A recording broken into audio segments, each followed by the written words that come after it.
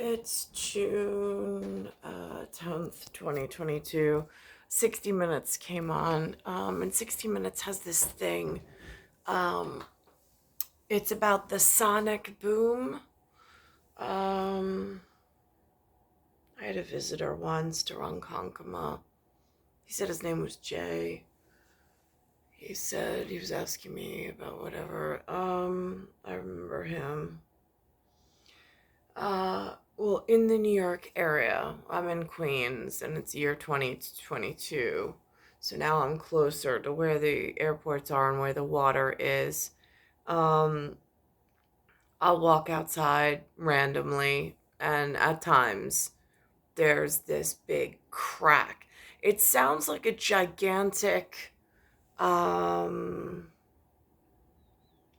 firecracker is what I at first thought that it was. This like this big boom. Um, I had one of the Angel Valet guy. He said that Escobar, whenever they had like a really big something or other, he'd hear that. Like that's how they knew that they won something really big. And which I looked at him and I'm like, what? I mean, like again, for a random street stranger to say such things, I'm like, So, but now I see it on the television. They make reference to originally when they did this like air test pilot thing with sonic booms over Oklahoma and whatever, like the ceiling started falling, all sorts of environmental concerns and disturbances. And in my real environment, I hear the boom every now and again. Again, I don't have a schedule of it. I don't know when or how, but it does happen. And according to the 60 Minutes, they say they're not supposed to be like that, they've stopped all of the sonic boom planes. But then there's this crazy guy who thinks that he's going to start some company named Boom with some United airline, and they're going to recreate the wheel and whatever. And I mean, That's the sound of a sonic boom created by a plane breaking the sound barrier. that happens in Queens at times. I mean, again, Queens is closer towards the Atlantic Ocean, and technically they say that they have to be over water, but on land in Queens, I hear the boom. Barrier. Listen again. The first boom was made by Chuck Yeager's X-1 rocket plane when it passed through Mach 1 about 660 miles per hour back in 1947. And he does it. What is the sonic boom? What generates it?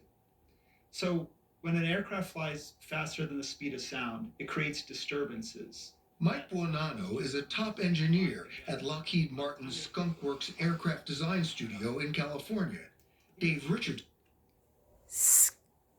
Skunk Works.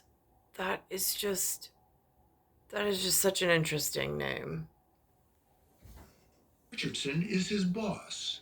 A lot of us understand the wake that's generated by a ship or a boat. And so imagine that wake from a speedboat or whatever, all those different waves coming to be one large wave. Those individual disturbances created up by the airplane, they combine together to make a loud double bang.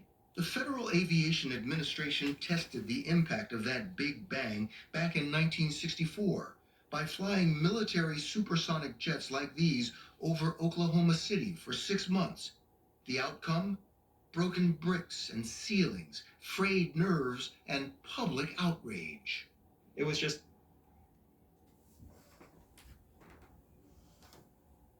Now, I've heard this Big Bang referenced only once before on the television, and that was at like the creation of the universe at the Big Bang.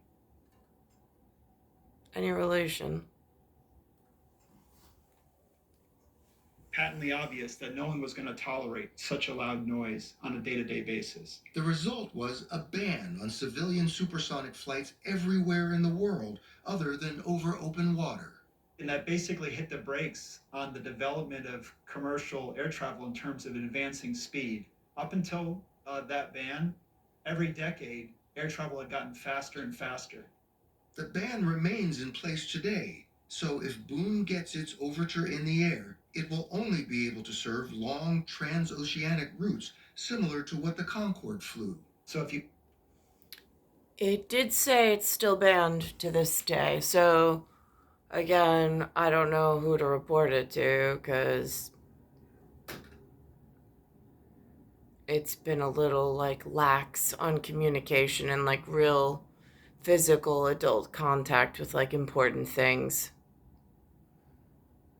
Star 1978, Star 8378, Nicole, Cattaruzza, it's Earth, Solar System, Milky Way, Universe, Galaxy is broken, and it's Bayside Station, Bayside, New York, 11361.